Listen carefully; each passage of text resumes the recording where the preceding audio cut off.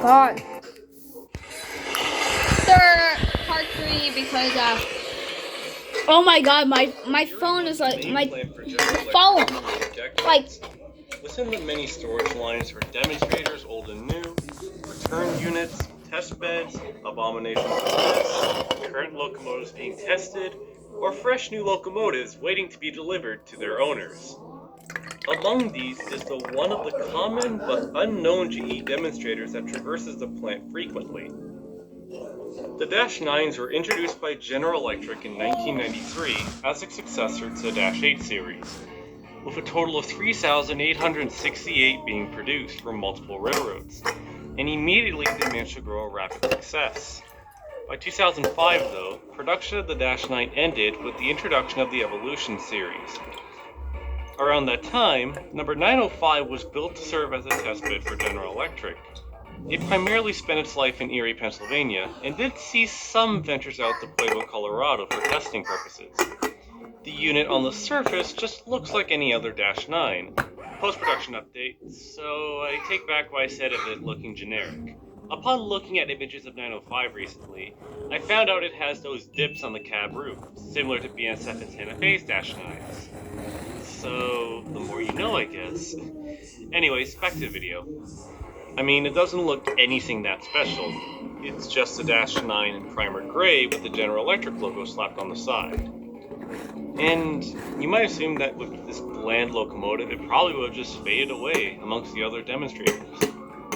However, around the winter of 2017, it received a welcome makeover when the unit alongside of a caboose were repainted into a unique scheme and were displayed at GE's Customer Innovation Center for the season, decorated with Christmas lights and all. So it was a welcome change for a bland-looking testbed. Today, 905 still operates test trains up and down GE's test track in Erie, still wearing its Christmas colors, surprisingly enough. While bland and a little forgettable, admittedly, it does serve a purpose on giving newer locomotives a test run and making sure they perform well before being sent out to keep the network going. And comparing it to the SC-89 Mac, at least 905 serves a purpose, so... Ha!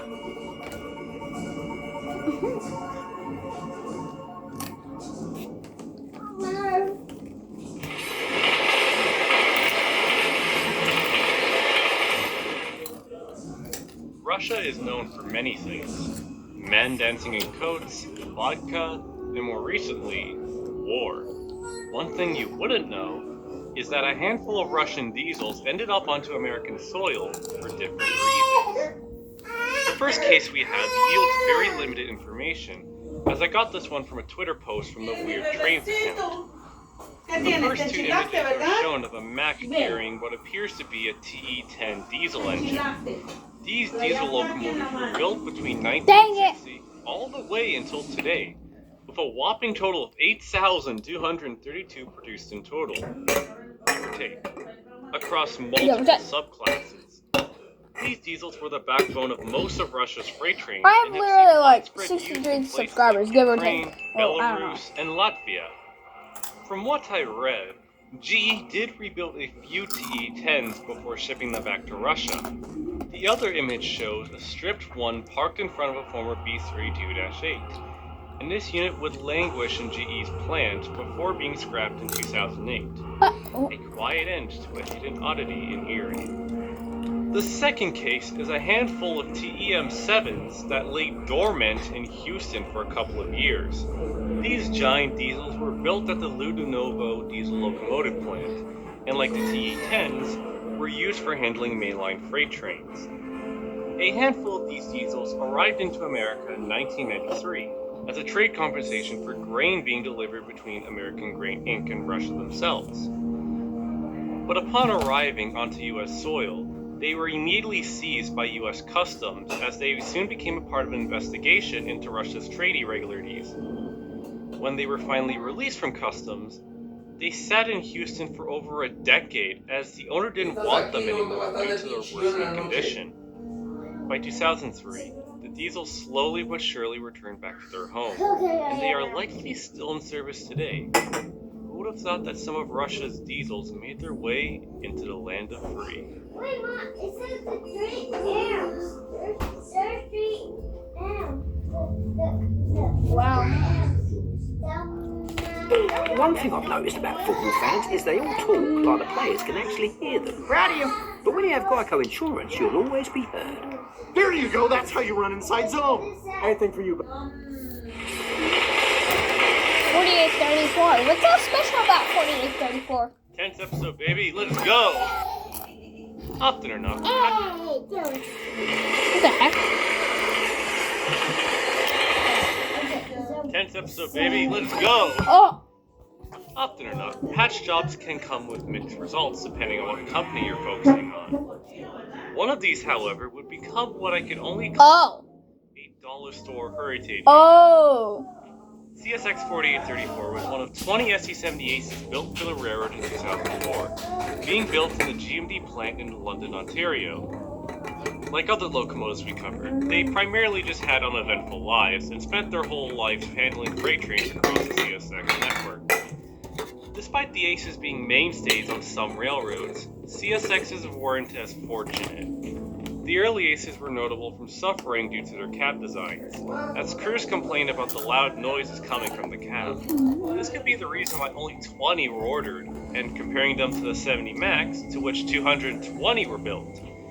So that's 11 times more Max than Aces. Damn. The Aces would continue serving for CSX until retirements would begin in 2016, with all units being sold to Progress Rail for eventual leasing. 4834 would be patched over and then put to lease work on Norfolk Southern and Canadian National. When initially spotted, it was shown with CNO text applied on all sides, So that's why it's special. making it an CNO. unintentional heritage unit to many rail fans. Sadly though, this was short-lived, as Progress Rail soon caught on and hastily patched over the CNO text. And with that, the CNO heritage unit was gone in the blink of an eye. Today, 4834 doesn't appear to be on leasing service anymore, as the unit is currently stored in East St. Louis, Illinois, where its future looks to be uncertain. While its career was rather short and rocky, it did gain the attention of rail fans for a rather fun reason. Shame that Progress Rail had to ruin the fun. Yeah, PRLX did ruin it. Kind of. Yeah. Oh, 975! Sometimes, you don't know what someone looks like in secret. But for this common workhorse, amongst thousands of its type, it applies here. 8671 was one of 130-9s built for Chicago Northwestern in 1994. The C&W were the first railroads to purchase these units, paving the way for General Electric to being the top locomotive builder for North America. These units, however, would only last a year under the railroad's ownership, as the C&W would be bought by the Union Pacific in 1995, and all -9s would slowly be renumbered and repainted into the company's livery, with 8671 being renumbered to 9775. At some point in the late 1990s, 9775 would be involved in a wreck, with its cab getting completely crushed. The unit was sent for repairs and borrowing a cab from Southern Pacific 145, a GAC-44 that was also involved in a wreck back in 1996. An image does showcase what it looks like when it was getting repaired. All I can say is, it's interesting.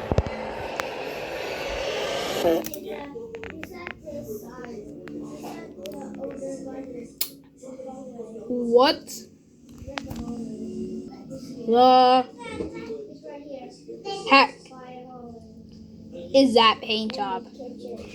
That has to be the most quirkiest paint job I have seen in my entire life, bro. Eyes are not deceiving you. This is not a Photoshop. This is indeed real. This is what I could call a locomotive Frankenstein. Locomotive Frankenstein. What is that? The welded metal to showcase where the original number boards were. What is that? Side and the blue snow. What is that? An unusual showcase of two railroads or three railroads in one. Thankfully, this unit would enter in service in Union Pacific Aw, man, colors alright. and Kinda manage to like continue its life handling freight across the UP system. The unit's status right now is unknown, as the unit hasn't really been documented since the early 2010s. I can guess that it's wheeled deep in a storage line somewhere out in the west. With UP's long-term plan of rebuilding their older GEs and the C6Ms, 9775 will likely get a continued future on Union Pacific. Just hopefully not looking like a Frankenstein. Hopefully not looking like a Frankenstein.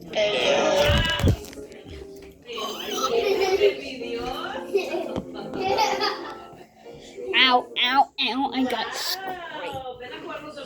Booking.com has all kinds of stays because someone house. What was that ending, bro?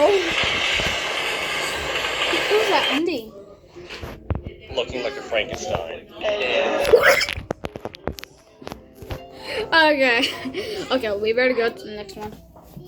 Booking.com has all kinds of stays because some want a house in the desert.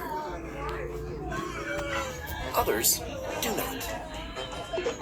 Find exactly what you're booking for. Booking.com, booking.yeah.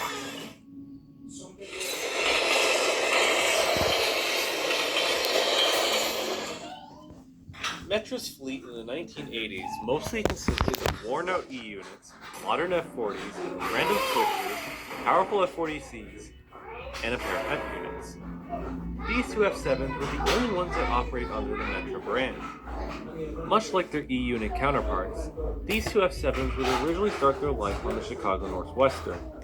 Both units were built in 1949 by Electromotive Division and were originally numbered 4082 and 4083 respectively. They were primarily used on the railroad's top-link 400 trains and eventually commuter trains. The F-7s would be relegated to the road's commuter service well into the 1980s and into the days of the Regional Transportation Authority. By 1984, with more powerful and modern units arriving onto the RTA, the two F-7s would be renumbered as 305 and 308 and repainted into a lighter RTA blue and eventually put to use on the work trains. And by the early 1990s, they would be repainted again into the iconic Metra livery we all know and love. Despite their status as work units, they did see occasional use on excursion trains, as in 1993, they would be put to use on NRHS excursions in the Chicago area. In 1999, Metra would donate both systems to the Illinois Railway Museum. They both continually operated into the new millennium. Upon arriving at the IRS, 305 would be renumbered back to 411 and painted back into its C&W colors, while 308 would keep its Metra colors even into today. Both units see occasional service on the museum's trains today, but they can be seen in their prime during the museum's events, like the infamous Diesel Days events, which sometimes they would both be paired up on the same train alongside other F and E units. From backbone passenger diesels to a commuter agency's janitors, from excursion showgirls to museum pieces. It seems like an eventful life, with a very happy ending to these iconic Chicago work girls. But they're not the only pair of C&W locomotives out there. That's it!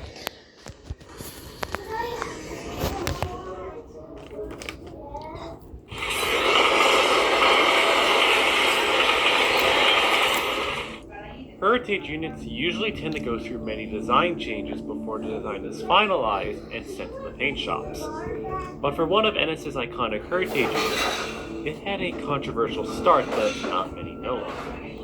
8104 was one of many ES-44ACs built for Norfolk Southern, being built at General Electric's Erie plant in February 2012. It was selected alongside some of its sisters to be a part of NS's upcoming fleet of Heritage units. It was decided for 8104 to represent the Lehigh Valley Railroad, which would be in a dark red livery with yellow lining and white stripes on the nose, like most of the Lehigh Valley's Alcos. It was first outshopped on April 24th, 2012. Oh, I know what it's gonna look. Oh my god. The livery was completely different to how many people see it, as it had an inaccurate nose logo, an accurate flag on the side, lack of a red frame, and a lack of nose stripes. This early rendition of the livery received controversy amongst rail fans, saying that the livery was inaccurate to how the Lehigh Valley was represented, although it does bear some resemblance to some early Lehigh Valley diesels.